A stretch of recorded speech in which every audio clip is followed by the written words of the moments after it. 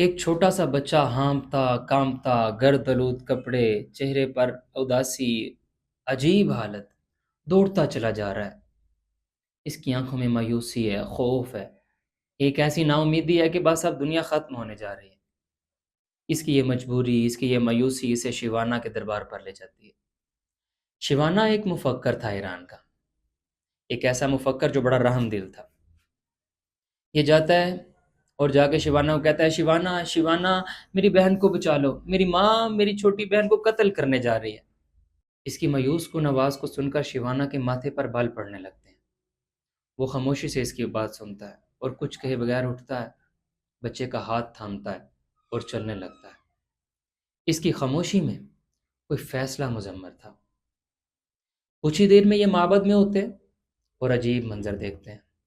ایک بت ہے، بت کے سامنے عورت نے اپنی اپنی معصوم سی بچی کے ہاتھ پاؤں رسیوں سے جکڑے ہوئے ہیں، ہاتھ میں چاقو ہے اور اسے قتل کرنے کے لیے بےتاب ہے۔ لیکن شیوانا ایک کچھ اور بھی دیکھتا ہے۔ وہ دیکھتا ہے کہ عورت کی آنکھوں میں آنسو ہیں، لجاجت ہے، مایوسی ہے، انتہا کی مجبوری ہے۔ وہ دیکھتا ہے کہ ماں بار بار اس بچی کو اٹھاتی ہے، چومتی ہے، سینے سے لگاتی ہے اور پھر قتل کرنے کے لیے رکھ دیتی ہے، لیکن قتل کر نہیں پا رہی۔ شیوانا اس کے پاس جاتا ہے اور انتہائی محبت سے پوچھتا ہے، اسے قتل کیوں کر رہی ہو جب کہ تمہیں اس سے محبت ہے؟ وہ کہتی ہے، اسی لیے قتل کر رہی ہوں، مجھے کاہن اعظم نے کہا ہے کہ اپنی عزیز ترین ہستی کو اس بت کی بارگاہ میں بلی چڑھا دو، تمہاری ساری مشکلات حل ہو جائیں گی۔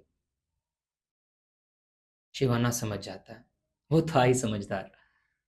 وہ کہتا ہے، ہاں کہا تو کاہن نے بالکل ٹھیک ہے، لیکن تم ایک چوک کر رہی ہو، ایک غلطی ہو گئی ہے۔ وہ چونکتی ہے، کیا غلطی کیا ہو گئی ہے؟ وہ کہتا ہے، مسئلہ یہ ہے کہ یہ تمہاری عزیز ترین ہستی نہیں ہے، اس کو تو تم قربان کرنے کے لیے تیار ہو گئی ہو۔ تمہاری عزیز ترین ہستی تو وہ ہے جس کے کہنے پر تم اس معصوم جان کو قربان کرنے پر تیار ہو گئی ہو۔ یہ بت بے وقوف نہیں ہے، اسے سمجھ ہے کہ تمہاری نظر میں زیادہ اہم کون سی ہستی ہے۔ اگر تم نے اپنی عزیز ترین ہستی، وہ سامنے بیٹھے کالے لباس میں ملبوس کاہن کو قربان کر دیا تو واقعی بات تو کاہن کی ٹھیک تھی، بت خوش ہو جائے گا۔ لیکن تم بت کو بیوقوف نہیں بنا سکتی۔ اگر کاہن کی بجائے تم نے اس معصوم بچی کی جان لی، وہ کہیں اتاب میں نہ آ جائے، وہ کہیں مزید مشکلات کھڑی نہ کر دے۔ ماں تھوڑی دیر سوچتی ہے اور وہ سوچتی ہے، ہاں کاہن زیادہ اہم ہے، اسی لیے تو اس کے کہنے پر بچی کو قربان کرنے کے لیے تیار ہوں۔ اتنا سوچنا تھا۔ ماں اپنی بچی کو نیچے رکھتی ہے، چاقو اٹھاتی ہے اور کاہن کی طرف لپکتی ہے۔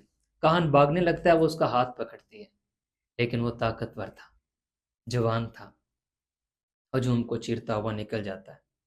وہ عورت اس کے پیچھے بھاگتی ہوئی لپکتی ہے، پکڑ نہیں پاتی، تھک جاتی ہے، ہانپ کے بیٹھ جاتی ہے۔ کاہن دور جاتا دکھائی دیتا ہے۔ کہنے والے کہتے ہیں کہ کاہن اس دن کے بعد کبھی اس بستی میں نہیں آیا، تو لہٰذا آپ کی مشکلات بھی حل ہو جائیں گی، لیکن بلی چڑھانے سے نہیں، کاہن پہچاننے سے۔ اپنا کاہن پہچانیے۔ دنیا میں شرک کے بعد سب سے عظیم گناہ جہالت ہے۔